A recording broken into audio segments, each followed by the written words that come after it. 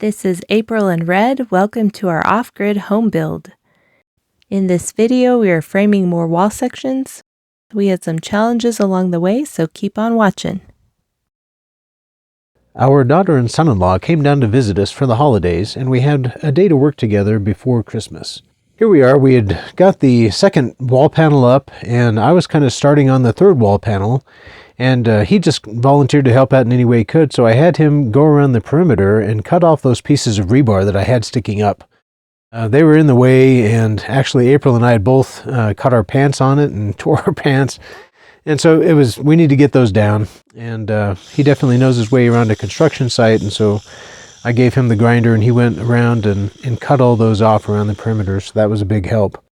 In the meanwhile, I was kind of getting the footer ready by getting those anchor bolts in and doing some drilling on there. Here I'm marking the sill plate, kind of transferring the position of the bolts to the sill plate, and next I'll drill the holes in the sill plate and get it ready to fit down over the bolts. Once that's done, I can take it over and start to actually build the wall panel. I usually just lay all the pieces out on the ground and then nail them together using the nail gun. I might mention here that there have been times when I built things with screws instead of nails, which is kind of nice in a way. Screws pull things together really tight and hold them better than nails do. But then I found out that they're actually not rated for structural use unless you get special screws that are used for structural purposes, and they're actually quite expensive, and so nails are actually considered a superior connection because that they don't crack when there's vibration or anything like that over time, and so they're actually better suited for construction purposes. And here we are getting the third wall panel kind of put up and in place. We just kind of sit it down over the bolts, which kind of holds the base pretty closely in the right place. And then my son-in-law kind of helped me hold it up and get it level, and then I went ahead and bolted it down, kind of got it exactly where I wanted it, got that kind of termite shield in the right place, and then just tightened down the bolts. And then my son-in-law also helped me get the bracing boards in place and kind of the stakes hammered in and get it all level and screwed in and secured. We finished up the day by kind of battening down supplies on the work site. We knew there was high winds expected the next day, and we had a lot of stuff laying around that needed to be kind of covered and secured. And so we did that, and it's good we did, because the next day, which was actually Christmas Eve, we had high winds. And in spite of our efforts, we did have some stuff blow away. You saw the picture earlier of the insulation that had blown away. We had several pieces of insulation that were scattered across the countryside and were caught by the trees. The thorns in the trees. We actually did find out later that one of our neighbors, their solar rack, took some damage from the high wind, so we did have some very high gusts that day. After Christmas, I got back to work with more wall panels. As you can see here, the wind is still kind of driving me crazy. We've had quite a windy kind of second half of December, I guess unusually windy and high winds. And it's been kind of driving me crazy here. I kind of liken it to this assailant that just follows me around and pesters me. It's like having an enemy that just follows me around, and every time I put something down, it moves it. You know, whenever I try to get something in place so I can do something, they jerk it. You know, it feels like you're fighting somebody. You know, when you have the wind that's constantly blowing on you and blowing your work around. So it's been pretty annoying, but it is unseasonal winds, and it's supposed to clear up here the first part of January. I'm working on the last section of the wall, of the southern wall of the house.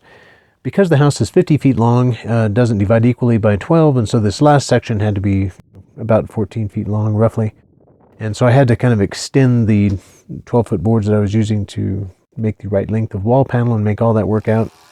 Of course, I always have to, account for the placement of the windows and all that kind of stuff when I'm doing this, and make sure that those boards fall in the right place. So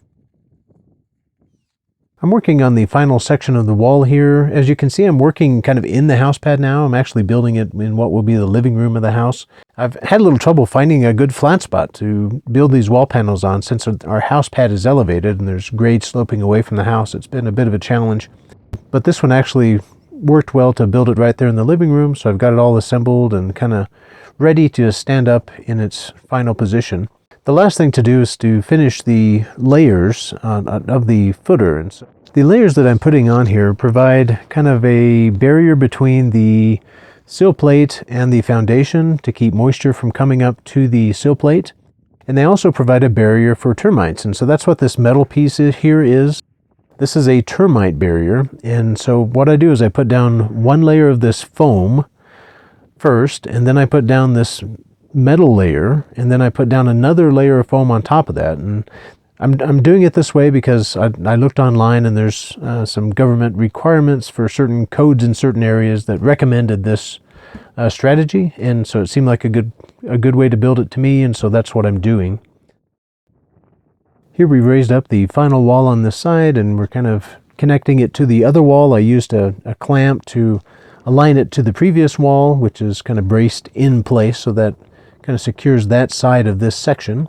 And now I'm just kind of going along, and I'm measuring the termite shield that's sticking out and making sure the right amount of termite shield is sticking out and the right amount of foam is sticking out, and therefore that the sill plate is in the right position. And then once I get that, I go ahead and tighten it down. So the wall is actually recessed from the edge of the concrete 2 inches, and that will give room for the sheeting and the foam board to go on the outside of the studs and be flush with the outside of the foundation. The termite shield sticks out an additional 3 inches past that, and will eventually the edge will be bent down. In any case, it keeps the termites from crawling up the outside of the footer and coming into the house. They'll crawl up the outside of the footer, and then they'll hit this plate of metal that sticks out 3 inches, and they won't be able to get around that and get up into the structure. I'm having April hold up the wall and get it level and kind of hold that in place while I get the bracing ready. She gets it perfectly in place and lets me know, once I've got the stake driven in and I'm kind of ready and poised with the screws, then she gets it level, and then I screw it in, and that holds it firmly in place and it's level and secure. And then I come back later and put cross bracing on if needed. This one I didn't need to because I already have 2 on this wall total. Once I completed the south wall, I stood back and took a look at it, and it looked horrible. The elevation, the top rail, was just up and down like a roller coaster. It was embarrassingly horrible, actually. And I was like, how could this have happened? How could it be so far off? Because I had shot the elevation on the footer and kind of made adjustments, made notes, and written them on the concrete. I need to add half an inch here and subtract 3/4 of an inch here. And so I had actually shimmed up the ends, and so I thought I'd corrected for it, and it was going to be all nice and straight, and it was not. It was bad. And so I got to looking at it, and I put a string across so that I could tell by a string. And what I realized is that the measurements that I had taken and written down were the exact opposite of what they were supposed to be. And so where I needed to add a half an inch, I actually had written down that I needed to subtract a half an inch. And it was a mistake I made just due to the way that we shoot the elevations with the Transit.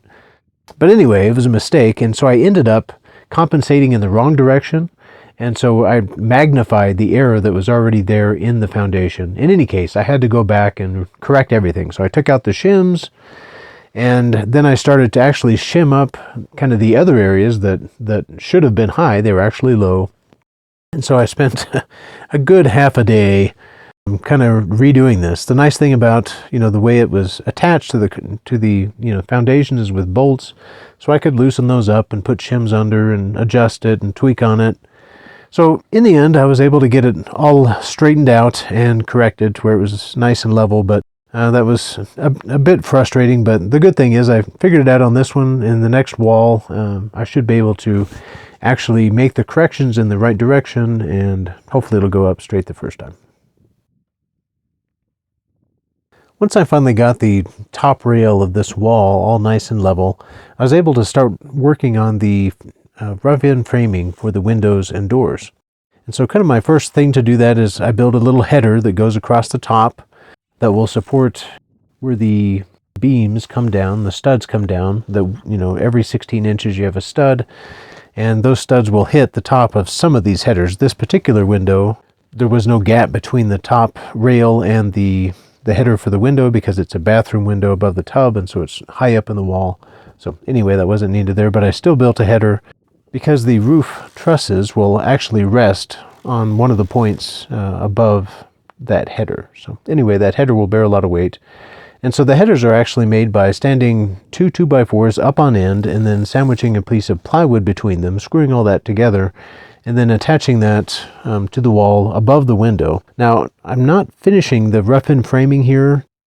There will actually be a board that comes up underneath the end of each side of that header that continues all the way to the baseboard to really support that header. But I won't finish putting that support in until I come back later, because I'm going to do that with 2x6 lumber just before I put the windows on. So for right now, I've just got the header in place and some in the rough-in framing is what I'm doing.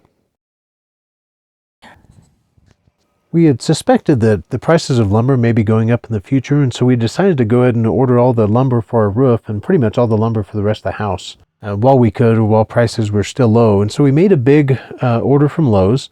And the delivery date that they had available was New Year's Eve. And so I thought, well, I guess that'll work okay.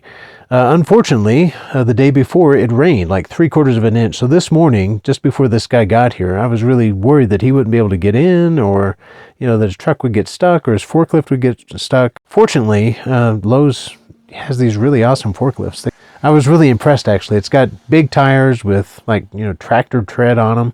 And then plus they can go sideways, carry the load sideways, and do all kinds of fancy stuff. So he just left the truck at the main gate and drove in with his forklift. So good service, and fortunately it all worked out well. It was a muddy, wet, cold morning, but it all turned out okay.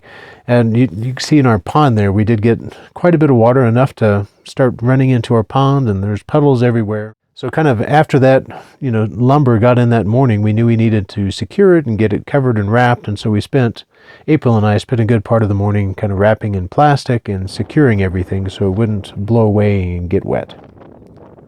We're definitely cautious about the wind blowing stuff away now after that last experience when it blew the foam over. That foam that it blew away was actually being held down by 2 buckets that were half full of gravel and a big box full of bolts. I mean, really heavy stuff, and it still blew it away. So we're a little paranoid about that now and try to secure things. We've just had several really cloudy, cold, rainy days here, and it's been hard to get a lot done. I've also had a bit of a cold, and so that's all resulted in me being a little unproductive, but that's okay occasionally. Kind of during the downtime, I try to use the time inside to get ready for the next thing I'm doing. So here I am, I'm just kind of doing some calculating and figure out the spacing of my studs for my next section of wall. It does get a little complicated because there's lots of windows and doors and framing, the structural framing component. And so you have to figure out exactly where each stud is going to go and measure all that out. So I kind of had divided up into 4 wall sections and kind of drew out a little diagram of each. And so the next day when I started assembling those, it makes it all go way faster because I have a diagram that shows exactly where each board should go, and so it all goes together pretty quickly.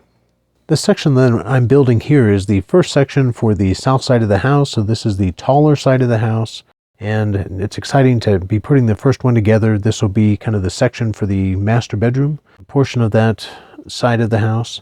So just getting it all screwed together, getting it all nailed together and ready to stand up. The next day I got out early and did the layer prep for the foundation, or to put the sill plate on the foundation. And then April and I were able to stand up the first section of that south wall. This is, feels a lot taller than the other side, and it was definitely a little bit heavier and more unwieldy. So this was about as heavy as April and I would want to do by ourselves, but it was still manageable. So we were able to get that in place and start bolting it down and getting it in place where we wanted it, and then tighten down.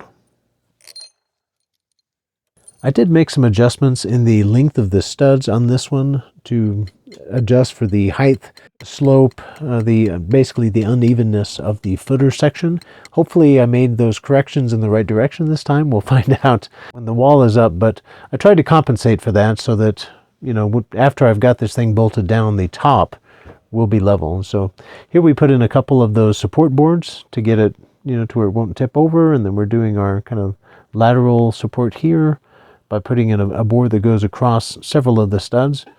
And once we get that in, it's all nice and straight and true and ready for the next wall section. Thank you all so much for watching. Please give us a thumbs up and hit the little bell so you'll get notified as soon as we put out a new video.